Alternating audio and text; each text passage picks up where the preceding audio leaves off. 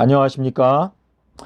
저는 오늘 이 시간에 마태복음 24장 27절로 31절에 있는 말씀을 여러분과 함께 살펴보면서 주님께서 오늘날 분명한 나팔 소리를 불 수 있는 파수꾼들을 찾고 계시는데, 여러분과 제가 주님께서 기뻐하시는 파수꾼으로 거듭나기를 간절한 마음으로 열망하면서 이 시간에 하나님의 말씀을 살펴보기를 원합니다. 사실상 지난 6천년의 세월 동안에 수많은 의인들과 수많은 선지자들이 그토록 보기를 원했고 그토록 듣기를 원했던 이 창세로부터 숨겨져 있던 비밀들이 오늘날 저희들의 마음 가운데 열려지고 있고 또 깨달아지고 있는 때에 살고 있습니다. 이 마지막 때에 주님께서 주시는 십자가를 지고 주님께서 경험하셨던 그 죽음을 함께 경험할 수 있다는 것은 놀라운 축복이고 또한 특권이 아닐 수가 없습니다. 내가 누구를 보내며 누가 우리를 위하여 갈꼬라고 외치고 계시는 주님의 음성에 내가 여기 있나이다, 나를 보내소서라고 하는 이 기쁜 마음으로, 자원하는 마음으로 일어서게 되는 기드온의 300명과 같은 의의 군사들이 여러분과 제가 되기를 바라는 마음으로 이 시간에 말씀을 함께 살펴보기를 원합니다. 자, 그러면 요한복음 5장에 있는 말씀을 먼저 보겠습니다. 요한은 켜서 비치는 등불이다. 요한복음 5장 35절에서 말씀을 하셨는데, 주님께서 등불과 등경에 대해서 여러 번 말씀을 하셨죠. 등불을 켜서 등경 위에 올려놓아라. 그리하면 계시의 말씀이 열려지게 된다라고 말씀을 하셨는데요. 이 내용을 확인하기 위해서 마가복음 4장 21절 22절하고 누가복음 10장 21절을 헬라어로 보시기를 바랍니다. 자, 요한계시록, 이 계시라고 하는 단어가 아포칼립시스라고 하는 단어인데, 누가복음 10장 21절에 숨겨져 있던 것들이 계시된다, 나타난다. 그래서 이 아포칼립시스라고 하는 단어가 누가복음 10장 21절에 나오는데요. 마가복음 4장 21절 22절에 보면 등불을 켜서 등경 위에 올려놓아라. 그리하면 숨겨져 있던 것들이 다 드러나게 될 것이다 라고 말씀을 하셨기 때문에 주님께서 오늘날 등불 기별을 통해서 계시록의 말씀을 열어주신다라고 말씀을 하고 계시는 것입니다. 자, 이 등불이 엘리야의 사명인데, 누가복음 11장 36절을 원어로 보게 되면 등불에서 번개가 흘러나온다라고 말씀하시고 있습니다. 스트롱 사전으로 796인데 아스트라페. 자, 이 아스트라페라고 하는 단어는 별. 자, 동방 박사들이 별을 보고 예루살렘까지 왔죠. 별의 인도를 받았습니다. 인도. 근데 이 별은 엘리야의 사명을 말하는 것인데, 출애굽기 23장 20절에 보게 되면 내가 나의 사자를 보낼 것인데 이 사자가 엔젤, 메신저가 너희들을 내가 예비한 도성으로 인도해 줄 것이다 라고 말했습니다. 근데 요 예비한 도성이 새 예루살렘을 가리키는데, 마태복음 2장에도 동방 박사가 하늘의 별을 보고 별의 인도를 받아서 예루살렘에 도착합니다.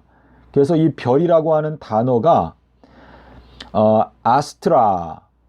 그래서 여기 아스트라페라고 하는 단어는 번개라고 하는 뜻인데, 번개와 별은 어근이 같습니다. 다시 말해서 이 번개라고 하는 단어 자체가 별이라고 하는 단어에서 왔습니다.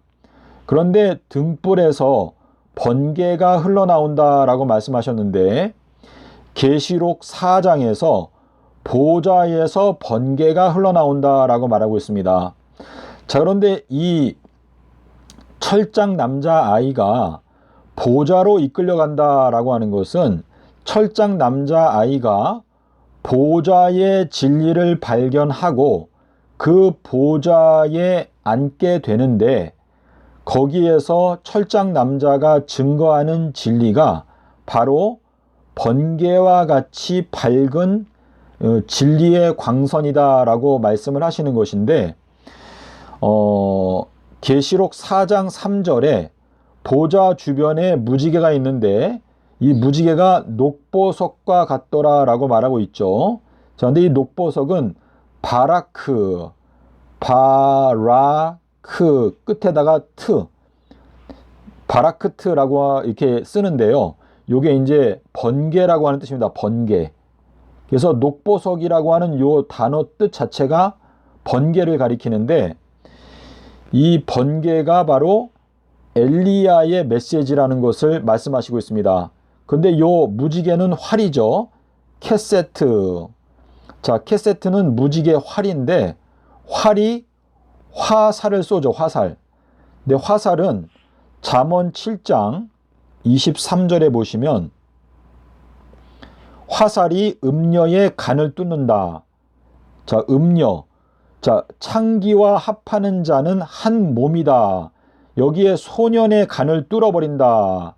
근데 소년과 음녀가 한 몸이니까 화살이 음녀의 간을 뚫어버린다. 음녀 바벨론의 간을 뚫어버린다. 그래서 화살이 하치죠, 하치.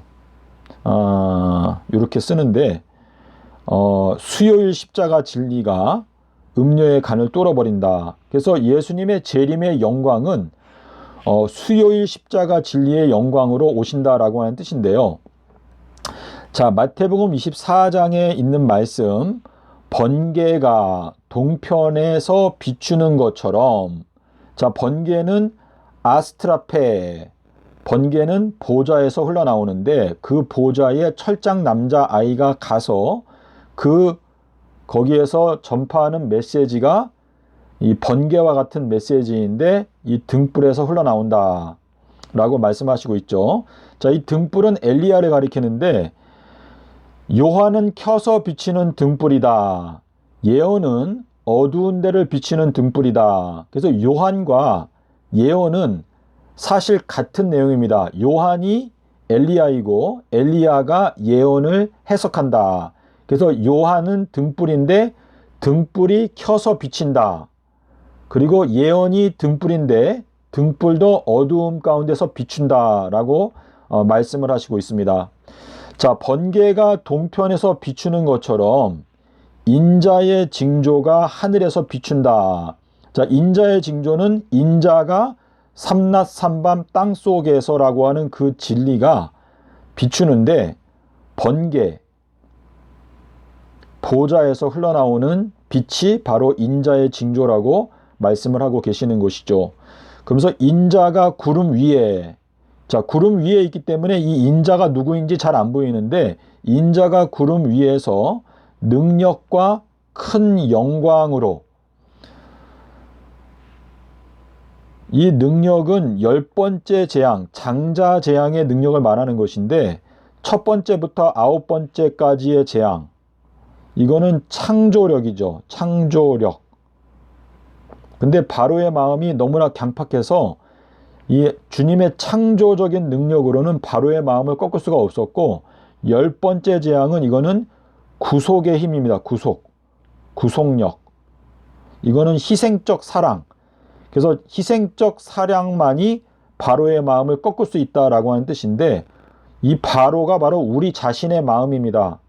우리 마음 가운데 있는 악한 마음인데, 그 악한 마음이 꺾여지기 위해서는 10번째 재앙의 이 십자가의 완전한 사랑이 필요하다라고 하는 뜻인데요. 이 능력은 예수님의 십자가의 완전한 사랑의 능력의 진리가 전파된다라고 하는 뜻이고, 그리고 큰 영광. 자, 이 큰 영광은 무엇입니까? 인자가 영광을 얻을 때가 왔도다라고 말할 때 십자가 사건을 말씀하신 것이죠. 근데 여기 큰 영광, 이건 뭐예요? 요한복음 15장 13절에 가니까 사람이 친구를 위해서 목숨을 버리면 그것보다 더 큰 사랑이 없다. 그 십자가의 사랑이 큰 영광이죠.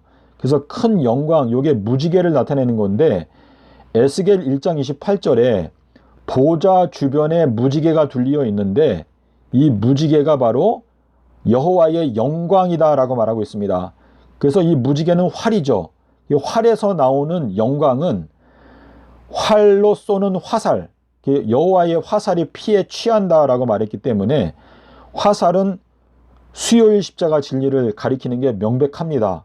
그래서 밤중소리도 역시 가운데 밤, 가운데의 밤인데 가운데가 화살이거든요. 그래서 화살의 밤, 그러니까 화살의 메시지가 전파되는 캄캄한 밤을 의미합니다. 그래서 큰 영광으로 온다라고 하는 것은 지금 온 세상이 캄캄하지 않습니까? 그런데 가운데 밤, 수요일 십자가 진리가 증거되고 있기 때문에 지금 현재가 바로 인자가 구름 위에서 능력과 큰 영광으로 오고 있는 때입니다. 그래서 이걸 보는 자가 복이 있는 것인데 저가 큰 나팔 소리, 자, 이 큰 나팔 소리는 계시록 1장 10절에서 내 뒤에서 나팔 소리와 같은 큰 음성을 들었다. 자, 내 뒤에서는 뭐죠? 마태복음 3장 11절에 가니까 내 뒤에서 오시는 분은 나보다 강하시다라고 말했기 때문에 요한 뒤에서 오시는 분이 예수님인데 예수님이 강하시다라고 말하고 있죠. 그래서 강한 것은 지혜를 나타내죠. 잠언 24장 5절에서 지혜를 말하는 것이고 그 지혜가 바로 삼낮 삼밤 땅속에서를 말하는 거기 때문에 큰 나팔 소리, 이거는 바로 삼낮 삼밤의 지혜를 말하는 것입니다.